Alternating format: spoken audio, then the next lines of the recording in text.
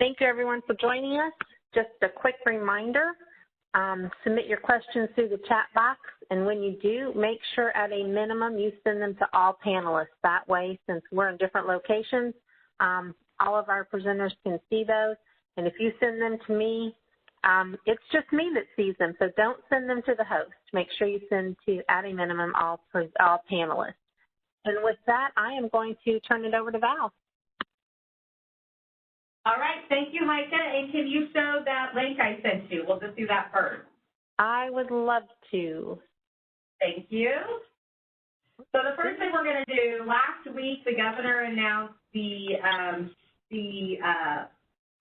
Show Me Strong Public Health Public Facing Dashboard.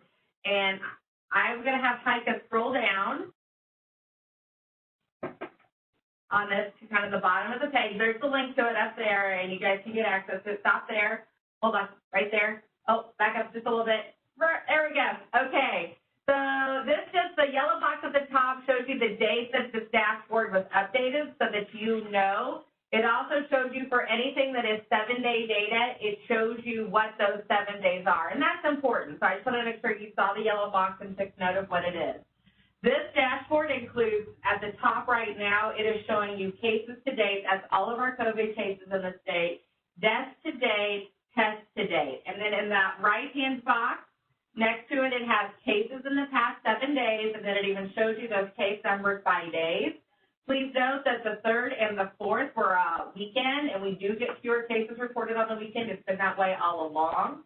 But it shows you that kind of rolling 7 days and what 7 days they're looking at. Same for deaths, 57 deaths over the last 7 days and how those are reported. And then the same for the number of tests. In the past 7 days, Missouri sent over 100,000 tests for COVID.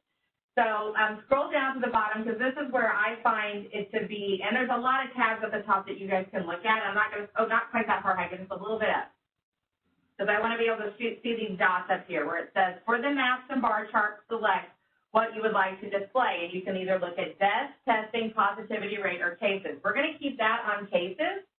Then you have 2 more options for all of those categories. You can look at, oh, yeah, it's going to take a minute. It was already on cases, but that's okay.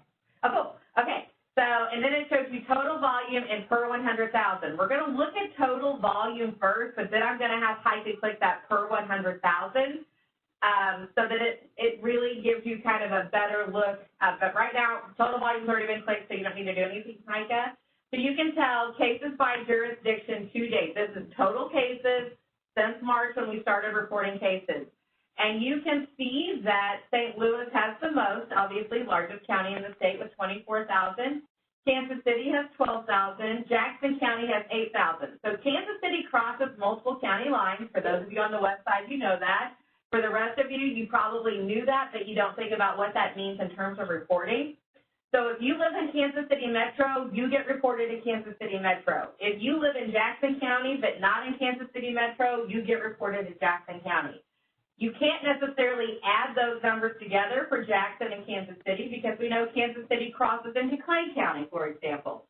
And so that's kind of why those are shown that way. The other place in the state where that happens is between Joplin and Jasper County and Newton County, because Joplin also crosses county lines. So just wanted to make you guys aware of that when you see this. That was a question we actually got on the commission yesterday. So this is the total volume of cases per 100,000 for all the counties in the state and where they rank. This is since the beginning. Then if you look at the past 7 days, total volume of cases.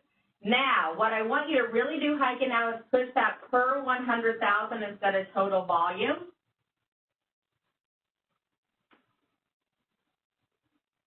And it'll take it just a second. And if you look at the per 100,000, scroll up on your cases over there, Heike, on the left where it says sorted by case, where the red dots are by county, up there. So you can see St. Louis is no longer the largest per county. Neither are Kansas City, Jackson. None of those are showing up. It's more of our rural counties. So that means we have a greater rate of inspection in those rural counties since the pandemic started than we do in the urban counties. The other thing I want to look at, because I think if you're making business decisions day to day, what you see on the right here is probably most relevant to you, and that is the past 7-day cases per 100,000, and it shows the counties and where those stand in terms of cases per 100,000. Now, you can scroll down on there. All of these are way too high. And actually, I'm going to have her scroll down on there. And you can even do this at the county level if you want to. So that's an option in this dashboard. But just wanted you guys to see how high these case rates per 100,000 for the past 7 days are in the counties across our state. Keep going, keep going. I think eventually you'll hit St. Louis down there somewhere. Oh, well, let's just look at Boone County. So Boone County is at 134.7 cases per 100,000. St. Charles County is at 122.6 cases per 100,000 over the last 7 days. So you can see how that makes a giant difference also. Where do you want to be at, cases per 100,000? If you can click on how to read this chart, Heike, this is based off of the White House's reporting tool. And so you can see that new cases per 100,000 population per week is that very first metric. And if you could make that a little bigger, or I could, hold on, for myself, because I'm getting old eyes. Nope, yeah, it won't let me adjust just yet. I can't make it bigger either. So if it's less than 4, if you have less than 4 cases per 100,000, you are good, or you're in dark green. If you have between 5 and 9 cases per 100,000, you're in light green. In order to get even out of red, you have to have less than 100 cases per 100,000.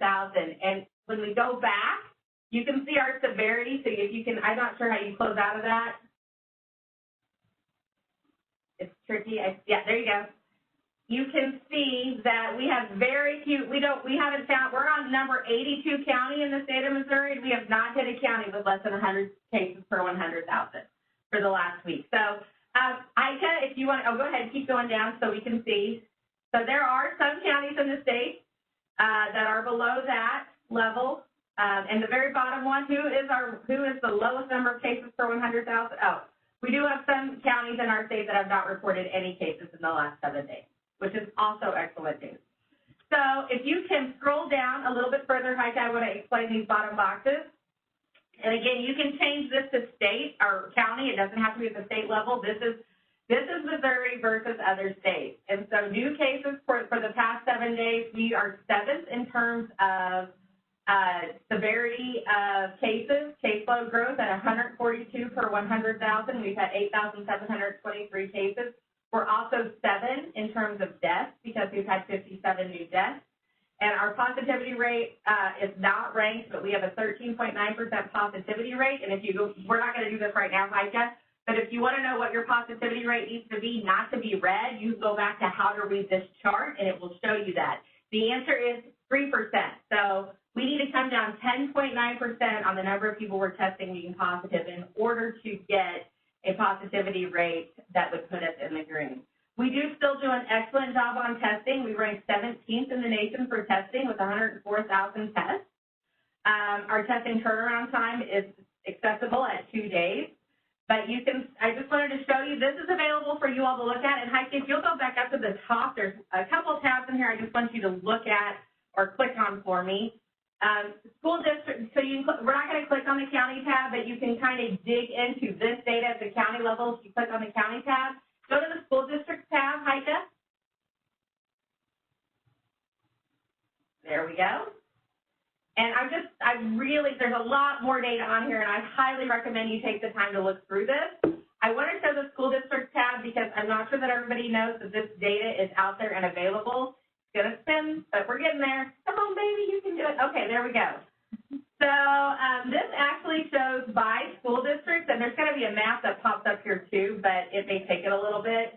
But it will show, there it is. So it will show you by school district who's got 41 or more new cases, 31 to 40, 21 to 30, and all of these little lines represent a school district. Then if you go down here, you can actually see by ages, by school district, how many cases they have. If they're reporting between 1 and 10, that means they have between 1 and 10, but because of HIPAA, they're going to keep that number relatively, so you can't actually figure out what it is. So that's why they do that. But you can see this has got cumulative COVID cases, and then it's got COVID cases for the last 14 days. So this is another tool you may want to be looking at, especially if you're trying to understand what's going on with your workforce, because we know that our employees have kids going to school, and how that works, what that looks like affects their ability to work for us. So also some other good data. There's lots of great data on this. If you scroll to the top, Pica, and I'll see if you can click on it, but we won't spend a lot of time. The healthcare system is another place that I go to pretty regularly. And we'll see what we got, if we got anything. It may spin for a while. This is going to show you, though, hospitalization information, ICU bed vacancy information, all of that kind of stuff. And you can click by region at the top to get what's going on in your region. Now, we're not going to spend any time on that today, but you guys can do that on your own. So that's kind of what I wanted to show you in the Fusion Cell. We expect to have a COVID vaccination update probably at the end of next week, so we'll rediscuss that in 2 weeks. If we feel like that information needs to be pushed out sooner, we will set up that time for that to be pushed out sooner. We continue to support agencies with testing. I know that some of you have matured your relationships with your testing partners, and I think a lot of you who decided to start testing early have developed some pretty good relationship with your testing partners, and are even getting the opportunity to take advantage of some of their improvements in testing. So if you are a provider and you are still interested in getting involved in testing, it is never too late. Please reach out to us, and we will hook you up with potential testing partners. So, and there's going to be the potential for more testing partners in the future. We're looking at some end-to-end testing partners the state's working with right now, and hopefully we can get that out to folks. End-to-end testing means you guys just show up to get tested. They do all the registration. They do all the courier to and from the laboratories. They do all the results reporting. So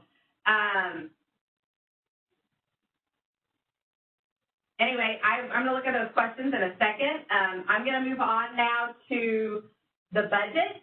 So we did have some really good news this week in terms of the budget. On Wednesday, the governor released $3.9 million in general revenue for the DD waitlist. And so what that means is we're going to be able to start serving people who have been on the waitlist effective immediately. Hopefully we will start that on Tuesday, working with folks to get folks off the waitlist. Between now and December 1st, we'll be working on getting 20 people off the waitlist for residential and 30 people off the waitlist for the community support waiver, that in-home waiver. Also, the Partnership for Hope waiver. Anybody who was on the waitlist before October 1st is eligible. We don't have to wait, but anybody, that's like 414 people, I believe. Any of those folks can now come off the waitlist as soon as we get that information out, which we're hoping for on Tuesday. So we can start getting those folks into services as quickly as possible. Then every month after that, so December 1st, January 1st, February 1st, we will be taking 20 people a month off of the residential waitlist and 30 people a month off the community support waitlist. We will be focusing those efforts on the 12 on the community support waitlist. So doing the plan we have, allowing 30 people to come off the waitlist a month allows us to serve 240 people on the community support waitlist for the rest of this fiscal year. At this point, we have 171 of those are 12 on the community support waitlist, and we will be focusing on the 12 first. Yes, I can repeat the information on the waitlist again. We will also be sending this out. So, beginning next week, we will start removing people from the waitlist. We cannot remove everybody all at one time because we don't have enough money to do that. So we will be staggering it. We will be doing 20 people a month off of the residential wait list. We will be doing 30 people a month off of the community support wait list.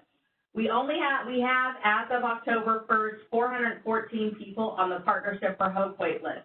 All of those individuals can be removed from the wait list. On the community support side, that allows doing 30 individuals a month allows us to take 240 people off the wait list between now and July 1st. So doing that at 30 per month, which we're technically starting in November, but we can go ahead and start moving folks off now. Doing that will allow, and we have 171 of those on the community support wait list. So those folks will obviously get the services first based on 30 a month. And then residential is 20 per month. So we're going to do 20 between now and December 1st. The month of December, we can take 20 off. The month of January, we can take 20 off. The month of February, we can take 20 off. We know that we've got a lot of vacancies out there with our residential providers, so we're working on getting a list of vacancies. So that would be places where we can more quickly get somebody moved into services if that's what is needed and it's the right fit. It's still consumer choice, but we want to make sure that everybody's aware of where those vacancies are. Mostly because there is a lot of stress on our provider system right now, so you need to be taking that into consideration, especially when you're talking about services to families. We are all incredibly understaffed, and we need to take advantage of where we've got openings, and that I'm just going to leave it at that. So it is excellent news. We will still have a wait list. That doesn't eliminate our wait list, but it does start moving people off of it, and we continue to have conversations on what that wait list is and how we can manage it in the future. There's also been some news at the federal level, and they have more CARES Act funding available. So in the form of the Provider Relief Fund, and that came out on October 1st. They've got another $20 billion at the federal level available to providers. Providers that have already received provider relief payments can apply for additional funding, and this funding will look more closely at financial losses and changes in operating expenses caused by coronavirus. Also, anybody who had previously been ineligible will be able to apply. So hopefully you will have from October 5th through November 6th to apply for this Phase 3 general distribution funding of the Provider Relief Fund. Again, this is a federal event. This is not a state event. So I want to make sure,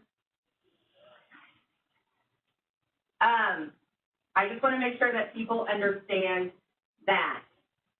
Also, we do have our State CARES Act money, that $20 million that was included in our budget through Thursday. Only $3.6 million of those allocations had been claimed by providers. We're getting a lot of questions about being able to reallocate any of the funding that has not been claimed by providers. We are not allowed to do that at this point. That is not a department or a division decision. That is a decision at a higher level, and it has to take into account everything the state is using CARES Act dollars for. So I want to make sure that everybody understands that. We did have some questions submitted to the division via DD mail.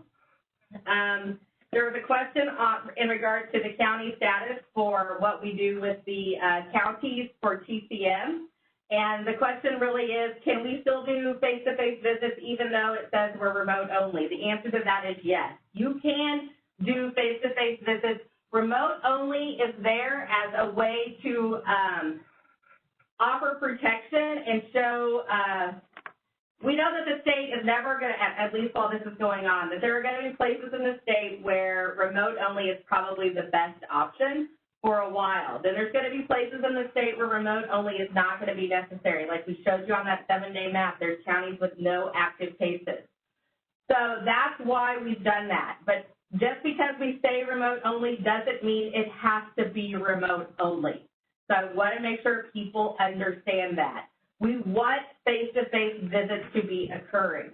So if you can do that comfortably and everybody is comfortable with that, it is fine to do a face-to-face visit. The next question that we got was, the public health emergency has been, oh wait, that's not me, that's for someone else. Yay, I have to flip it to the back, sorry. Yeah. So we have residential providers who have imposed restrictive practices due to the pandemic, and they are continuing those restrictive practices. Are these restrictions allowed? If not, what are your suggestions in dealing with these providers? And there's some other questions about that. If you think that a provider is putting somebody in jeopardy, please try to work with them. If you don't think that that is still working for you, then we have a requirement to report that. But we want to try to work with these providers and educate them and show them ways that we can do the things we need to do with very limited risk. And that includes going to doctor's appointments. I've been to several doctor's appointments. My mother's a cancer survivor, has been to several doctor's appointments. My father, who has a major heart condition, has been to several doctor's appointments. So We still continue to do those things, and the individuals we support can still continue to do those things. It's just we've got to work with people and make sure they are educated on the risk mitigation things that they can do to make sure that people are as safe as possible. And one of the things I always like to remind people, and this is true for the HAB centers too, we do doctor's visits and those kind of things in the rehabilitation center when we need to, but we've had people there since March not really doing much, not really seeing anyone.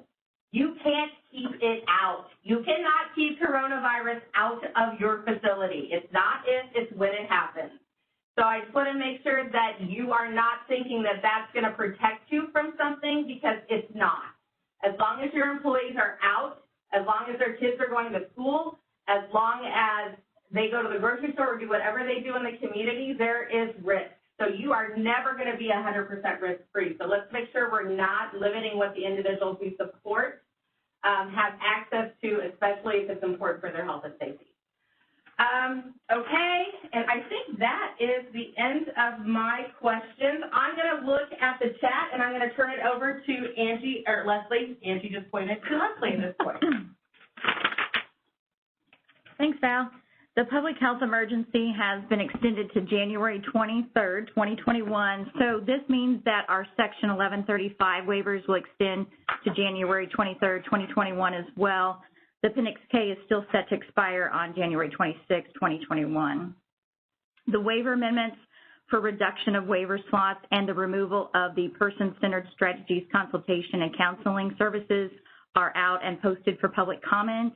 I know that there was some emails that went out letting you know about that. And with the announcement of the funding that Val just talked about for a portion of the wait list, we will adjust the waiver slots on those amendments accordingly. And that public comment period ends October 23rd. Thanks, Val. Oh, is that all you have? Anything? No, that's all. All right. Well, I didn't get a chance to really go through all these questions, so I'm going to do my best on the fly. The first question we have is about the COVID hazard pay bonuses. It says, can they be reimbursed with Federal CARES Act provider relief funds and or with state? As they know they can use both, but they're trying to decide which funding source to apply their hazard pay bonus to. So the answer, you're right, Kristen, is exactly yes. Both can be used. I would apply it to the state fund. I think that that might be easier for you to reconcile in the long run. So that's what I would do if I was a provider in your position. Also, because we just got that announcement for lost revenue and all that kind of stuff on the provider relief fund side, I would put some of that stuff over there if I was trying to figure out how to put all this in the right bucket for right now. We also are the deaths that are not COVID-related reported as COVID. I don't really understand that question, but I want to say that the answer is no. Not COVID-related deaths are not reported as COVID. I think that might have something to do with if I died in a car accident and I had COVID, is it called a COVID death or is it called a car accident death? The answer is that would be a car accident death. So it does get a little difficult when you're dealing in situations like especially in nursing homes where we know we've got folks with some pretty intense chronic conditions, or even in some of our rehabilitation centers, folks that are, at end-of-life type situations. And that's a decision that is made at the death certificate level. So they look at all that information to try to make that decision. And that's the wait list. Yes, it is great news about the wait list. We're very excited about that. How will the vacancy list be completed? When will it be released across the state? Will it come from PR? Kay, we are working on that. That's actually just something we started talking about yesterday.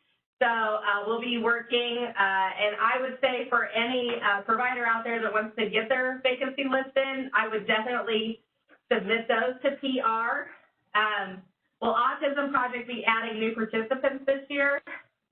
So there's no new money there, so we still have to watch that spending to see where we're at in terms of adding new participants with the Autism Project. We are into October right now, so we can take a look at that again. Does anyone on the panel know if the PO service will remain as an option through the Autism Project funding? I'm going to have to get back to you on that question. The audio is messing up. Yeah, sorry about that. With the public health emergency being, this is an Angie question. All right. With the public health emergency being extended to 1/23/2021, how or what effect does this have on the Appendix K? Right, so it does not have an effect on our Appendix K. The Appendix K still is set to expire January 26th, so it's just 3 days later. It's the 1135 that it has the impact to. So that's our targeted case management components, and that has been extended then to the January 23rd. So, okay, and then I'm happy about the funding for the wait list. I'm concerned, though, that our providers are extremely short-staffed. Are there still ongoing conversations about rate rebasing in the CMS action plan? Any idea about movement coming there since the wait list and provider rates are so intertwined? So, Nancy, it's a great question. What I would say to that is, so just in the last week, and this is why we got the money for the wait list, there's been some things that were really uncertain that have been made more concrete, both at the federal level and at the state level, on the revenue side. So we can't spend money we don't have. Everybody knows that. And there was a lot of uncertainty about what kind of money we were definitely going to have. So 3 things have happened just in the last week. One, we got the September revenue numbers in, and our September revenue numbers were better than they were last year. And September is a month where there's nothing weird going on. So, you know, July and August, we have some weird stuff going on with tax deadlines and those kind of things. September, we have nothing weird going on. So the state's revenue numbers do look better than what we had probably originally expected, and so that's good news. Now, of course, that doesn't mean we spend all our money, but it does free up, it does improve confidence in the ability that we're going to have the state revenue. Second thing that happened was with the extension of that emergency, that public health emergency being extended, we get a whole nother quarter of the extended FMAP. So that is, I think, like $170 million for the state. So that is also really good news that we did not know. We thought that was going to end, and now we get a whole extra quarter. So that's really good news, and that, again, that's federal information that is firming up our position to make decisions on the revenue side, on the expenditure side of things because of revenues. Then the third thing that we have is the state actually got our every year from the federal government, we get what they're going to pay for Medicaid and what the state's responsibility is for Medicaid. We call that the federal match or the FMAP. Some of you have heard those terms, but that changes every year. And some years, what the state has to pay goes up, and some years, what the state has to pay goes down. This year, that's going to go down, and that's going to say the state, what the state has to pay is going to go down, which means the federal government will be paying more to the tune of about $80 million. That's just a rough back of the envelope calculation. So those are 3 really key pieces of revenue news that allow us to make some of these decisions and will hopefully allow more of those decisions to take place. So, okay. You mentioned that you're able to. Okay, there's a question about, you mentioned that you're able to link providers with COVID testing partners. Are these for testing individuals supported or for testing staff? They're for both. We'll test everybody. We'll test your residents. We'll test your staff. We'll test the individuals you support if you're in a day hab. If you've got employment services, we'll test them. So you just need to, just link up to folks, and we will make sure that you get you connected to a testing partner. All right, hi, Tiff. That is all I see in the chat. I think we have some answers on the autism side, but other than that, I think we're pretty good. Thank you guys for what you're doing. I'm going to be optimistic and positive today because I need to be, and I know our employees are tired. I know the individuals we support are tired. Everybody is tired. Everybody is frustrated. The level of stress is so high. I mean, we all feel like we're at a breaking point. If you don't at some point during the day, take that day as a win because everybody feels that way. So we have a lot of resources at the Department of Mental Health. We've got the crisis counseling program. There's a number you can call if you're under stress. Just go to moshowmehope.org. There's more information there. Crisis counseling program is available to everybody in the state.